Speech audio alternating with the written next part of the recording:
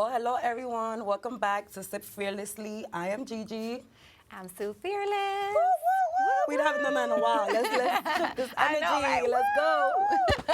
Well, we are here with an amazing guest. But before we get into the guest, I want to, give you guys some information about an event I attended during the weekend. It's called Babes and Boss Brunch. Boss, Babe, and Brunch. Shout out to Kehlani for setting up the event for a dope experience. And while there, I heard someone who I already know for a long time give the most wonderful speech about her journey and her life. And we booked her to come on the show before I even heard her story. And after hearing her story, made me feel like, listen, you have to come and share this story. It's a whole bunch of mothers out there who deal with, mental instabilities, just situations that make you, put your back against the wall as a mom and as a single mom as that. So I would like to introduce to you Myshelle. She is an inspiring entrepreneur, motivational speaker, and a single mom from New York City, from the Bronx, right? Bronx, born and raised. From the Bronx. Let's go. With over a decade of experience in automobile industry as a business development manager. Yes. Myshelle has established herself as a trailblazer in her field. Wow. So let's introduce yourself and let's talk about the motherhood and the mental health, and let's just speak about your journey, because I feel it's something that we need to share. Absolutely. So my name is Myshelle. I am also known as Certified Angel. I am a business development manager. I also have been a spiritual advisor for many, many years. And I feel like right now I am entering the Keynote speaking business. I'm very transparent with my journey. New to this, but true to this. Hey. And I'm a single mother of two, born and raised in the Bronx. And I will say I'm one of those, if you could sum me up in one little picture, right? Teen mom, early mom, welfare, Section 8, the projects. I come from just like adversity. I overcame a lot during my time, and I'm here today. Right. Thank God. I love it. I love it. Listen, it's so empowering to listen to stories like this, right? Because this is how our audience connects with us. This is how people connect with us, right? By hearing our story and seeing that no matter what your current situation is, you can come out of it and you can make something of yourself.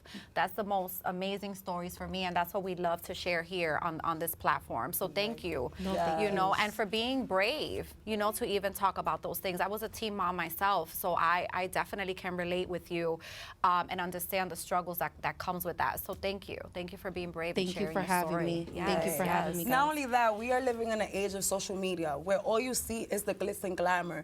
You do not see the background story. You do not see the struggles, the tears, the sweat, the blood. We don't see none of that. That's true. So to have someone like you come on the show and tell the story, this is inspiring every little girl in the Bronx that's watching this, every young mom in the Bronx that's watching this, letting them know, listen, it's okay to go through this. You're going to overcome it, and you're going to become what you want. So, Absolutely.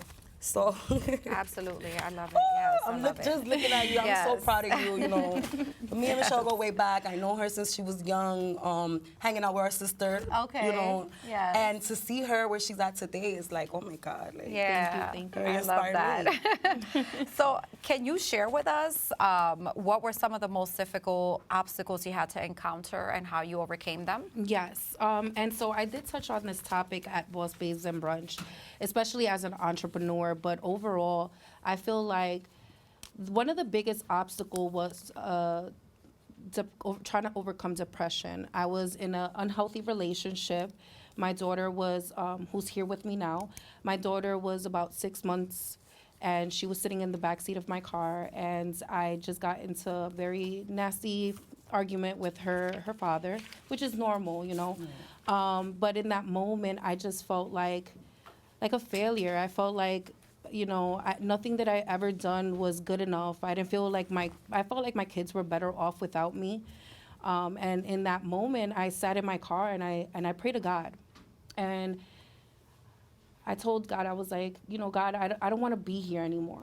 I want you to just take me. I want to be held. I want you to tell me that everything's going to be okay. I can't take this anymore. My kids are better off without me. And so I did attempt to take my life. My grandmother was the one who found me. They called the ambulance, and I was taken. I was admitted. In the moment that I was in, it was called St. Vincent's Hospital up in Harrison, New York.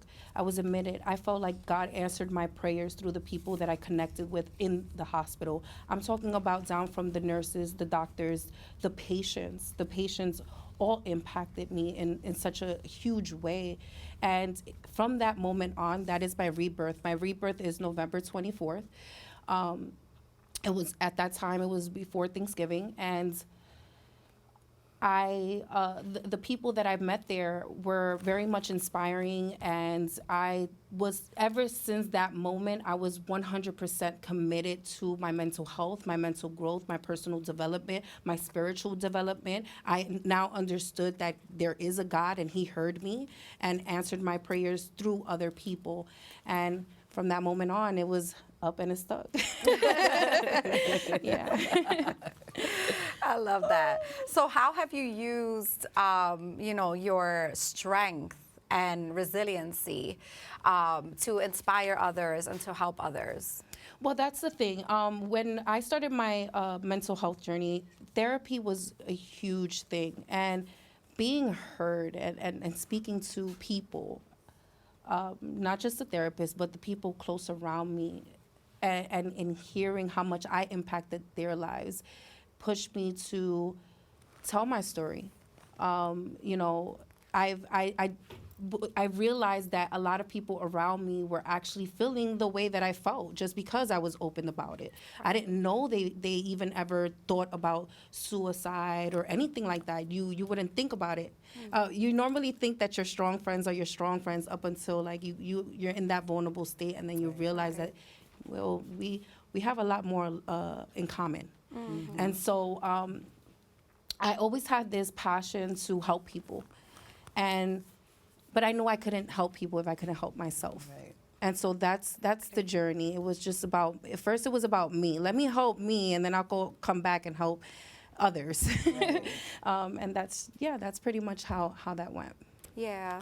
It's So just like, I'm yeah, sorry, no, Sid. go ahead, It's just like Otis was just saying, we cannot help anyone if we're not good ourselves. We have Exactly. to, be good. We have to make sure that what we're preaching, we're doing. Yes. So how do you maintain, helping others, sharing your story, and trying to get, women especially to understand that everything's going to be okay? How do you maintain your healed, your version, your new version, healed version of yourself? How do you maintain that? Because when we're giving is like we staying empty. So how is it that you do? And it could be triggering. Right. To listen Absolutely. to other people's That's true. stories. Absolutely. Yes. Absolutely.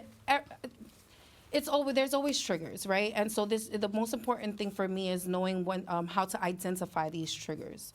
I am a person that I self-reflect a lot. I'm talking about I reflect my day, my week, my month, my year. I am very much in tune and present in what's going on in my life and where I am. Where am I in my journey right now? What is it teaching me? How, and so just in general, I would say that I write a lot, and I set healthy boundaries. So although I am this giving person and I love to help people, if it's not right now, it's not right now. Right. And so I know how to, reposition people in a place where, especially if it's triggering, so that way I can attend to self. Mm-hmm. And that comes down to my kids too. Sometimes I have to reposition my kids. Right. But yes, I will say that with my children, and my daughter is here with me now, and obviously this is a touchy subject to speak about in front of my children, right? However, but my relationship with my children is my relationship with my children. Right. Unfortunately, the way that things have gone up until this point, I have not been able to cover their eyes to certain situations They have, there was a moment where I was living in Florida. I think Otis mentioned this before too. Leap of fear stuck with me because I always wanted to stay in the Bronx. I'm like very proud to be from the Bronx, and I want to do love so that. many I love things that, here. yes. Like it's just like there's so much culture, so much to do here. However, I don't know what happened, and I was like, I'm gonna go to Florida, and I'm just gonna move. I gave myself 2 weeks. In 2 weeks, I literally drove to Florida. I left my kids, and I gave myself 2 weeks to find a place. I found the place, and I worked hard. I did it. I maintained it. I was just out there living my best life up until I lost it all. Right? There was a week where I literally slept in the car with my kids because there was no shelter would allow they wouldn't allow my son to be a part of the shelter because there were other underage little girls. So there's like an age limit. And so in that moment, I couldn't cover my eyes. I couldn't hide the struggle from my children.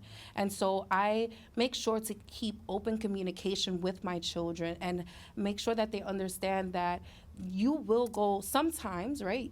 Depending on the decisions that you make, you will go through challenges, but this is how you overcome it. I'm not going to just show my kids how to fail or quote unquote fail, but I'm going to show you how to overcome.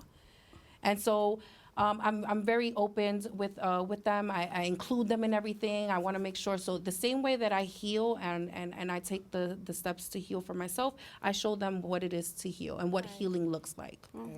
Transparency. Yeah, right. because that it's very difficult to balance, authenticity and vulnerability when you're sharing this kind of story when you have children. It's very difficult because it's something that I struggled with. I didn't want to shift their mindset from, their other parent during that time. I didn't want them to hate me if I said anything that was uncomfortable for them. So how do you balance that when you are sharing your story because you have children and they're growing? Because you still want to keep it authentic, you want to share and be vulnerable with your experience. Right. But it's hard, yeah. It is very hard. But like even, the work, the inner work, I include them in that because I remember what it is to be a child. I remember what it is I have a teenager as well. He's in high school. He's a sophomore. He's literally a year younger than when I got pregnant with him. So I make sure that I include them in my practices, in the practices that I do for myself. Not just that, I make it fun. Like, it's not, yes, okay, fine, we go through all these things, boo-hoo, cry me a river. Yes, if I have to lock myself in the bathroom, I'll cry by myself, right? But it's like, I will tell them, like, hey, mommy's not okay right now, but let's do this. Let's go out and do this, and let's try this. And that's the way I keep it, the balance. Yeah, I think that's the best way that I can explain that, really. Yeah.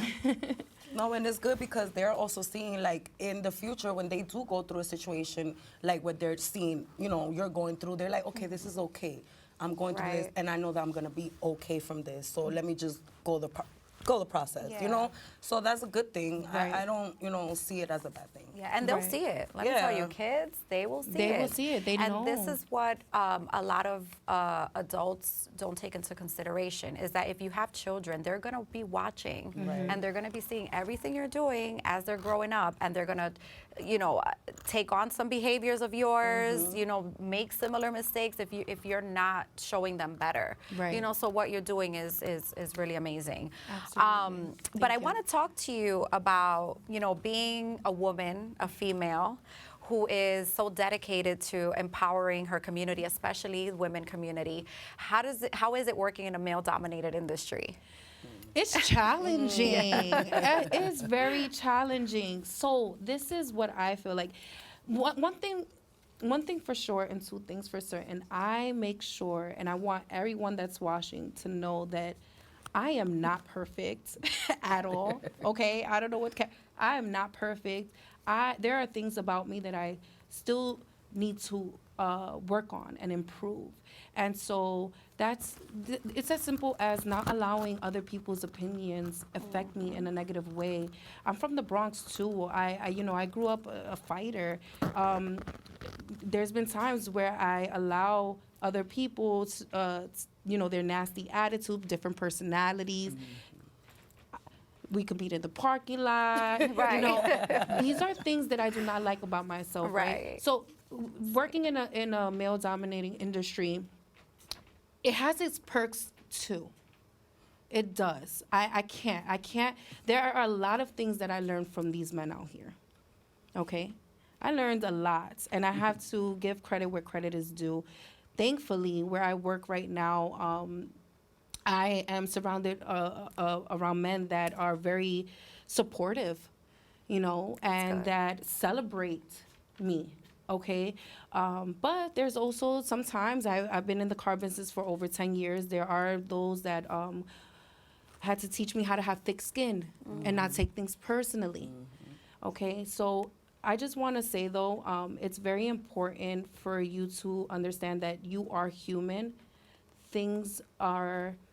It took me 34 years to become this version of myself, and the version that I want to become is not going to happen overnight. Right. Okay? So it's constant work, constant inner work. I don't think that work will ever end. No, it's not. It would never end. It's a journey. It's your journey. As long as you self-reflect and take accountability, you and choose today to continue to want to be the better version of yourself, you'll be good. Yeah. You'll be good. I love it. Okay, so business development manager. Okay, so talk to me a little bit about having that position, what it entails, and how that connects to the work that you do with women, because we have a lot in common. That's actually what I do, is business development management. So I would love to hear, the journey behind absolutely. that. Well, that's the thing. I am a leader of several reps, right? I train them, and also again, building business for a car dealership is huge. It's a lot of responsibility, but as much as I love to develop business, I love personal development. There's something in developing oneself. Yeah. Like I don't know how else to explain it. But in impacting women all around, I feel like this is something that I'm very passionate about, and it becomes less about me and more about other people. Because if there's ever a moment where someone feels like they can't no more, like if I'm speaking to someone that's like me back in 2015, that feels like they cannot continue, it's too much, the pressure is too much, I don't know where to start, I don't know what to do, I'm going to let you know now that it will get better. It will get better. It's hard to see at first, but it will. But yeah. No, but that's important, because if you're talking to someone and you're talking to them about business and you're training them to some degree, and they do tell you something like that, like, listen, right now, at this moment in my life, I really just cannot grasp anything you're telling me, anything I'm supposed to do, because I'm going through so much.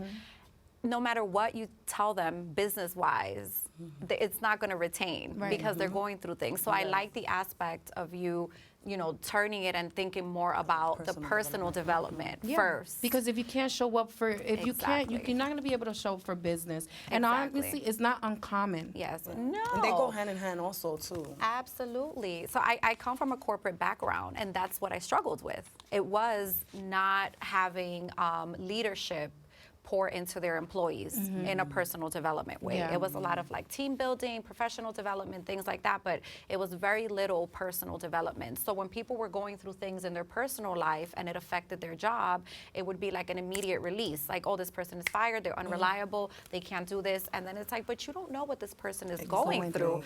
Or if they have a family they have to feed. So now you're adding more issues. Why don't you just sit the person down and discuss what is going on and see if it can get better and how you can help, and then you make a determination. Yes. Yeah. I agree 100%. It is difficult on my end as well, though. To be transparent, dealing with different personalities Yeah. is very, very It's true. challenging. It's true. And so, but in that, this is how I view my journey. I feel like everything happens for a reason. God placed me. I know. I know. I'm meant to do more.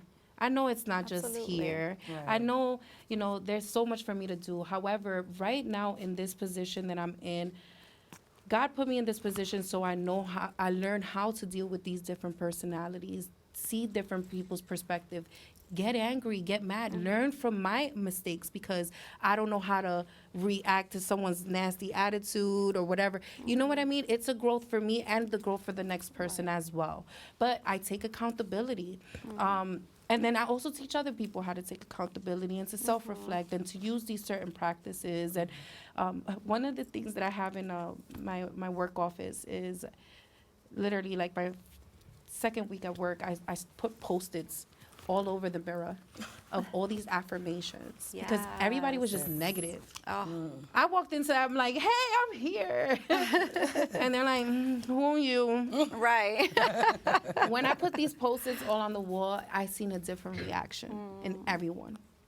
I literally seen people, it's just like, oh, I love that. Oh, that's great. But I see how it changed their attitude throughout the day and how they showed up and how they performed. It definitely helped.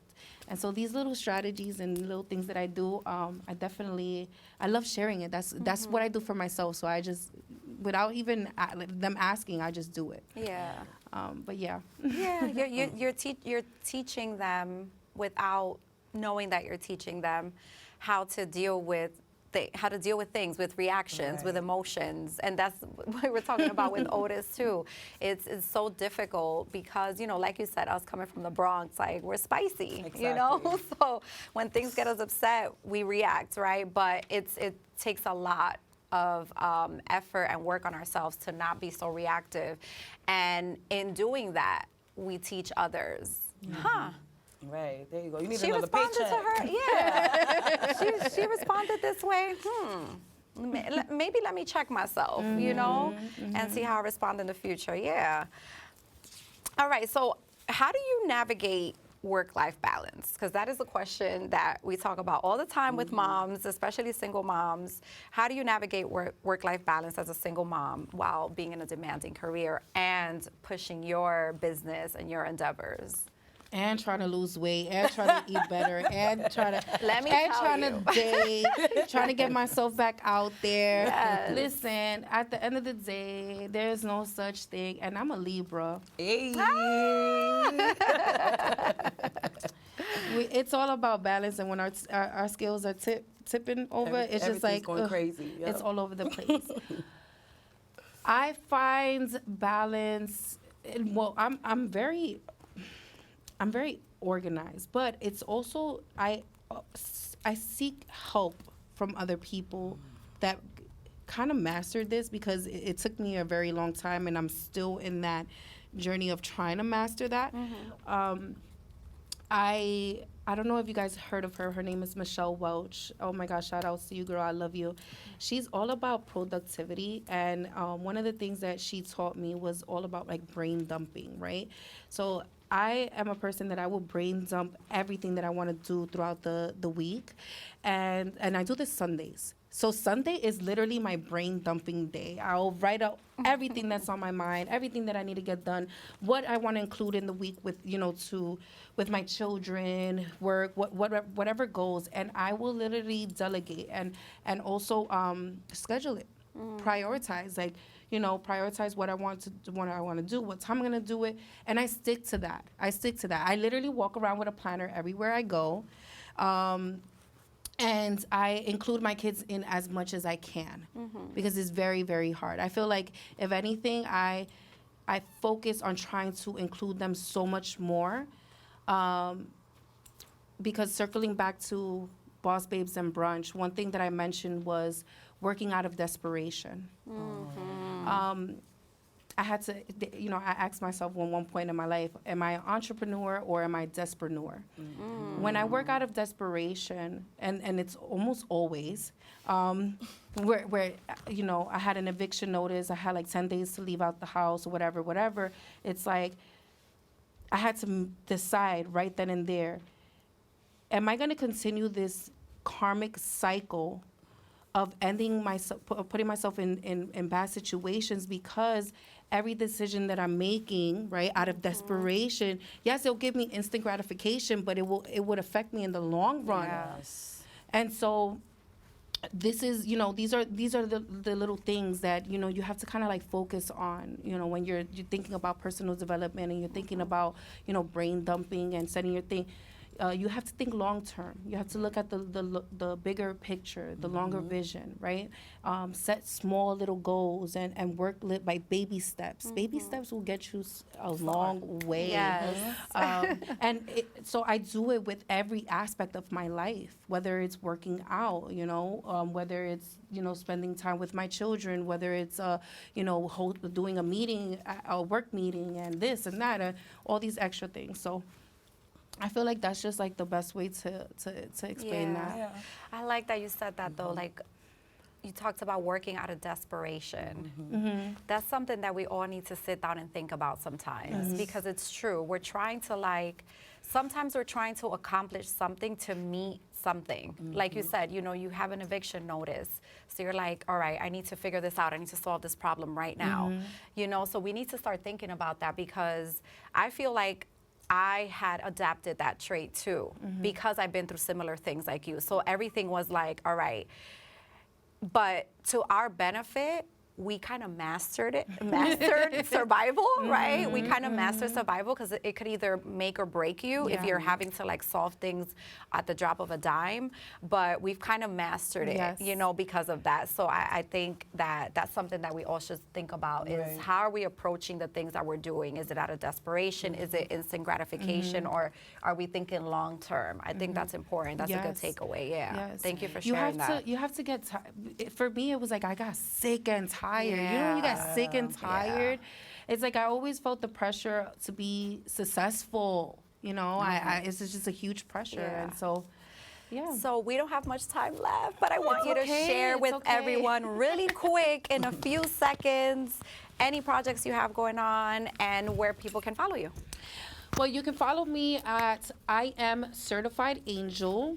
I am currently working on some secret projects.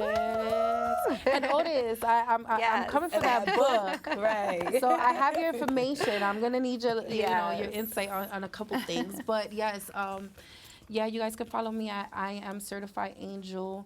It's been a pleasure to be here. Thank you so much, guys. Yes, thank you so much. Yes, we appreciate you. The next time you'll be here talking about your book. Yes, for being so vulnerable. And shout out to Boss Babes Brunch. Yes. Shout out to them. Yes. We love you. This is Sue Fearless. Gigi. And thank you for watching Sit Fearlessly. Bye. Bye-bye. Good.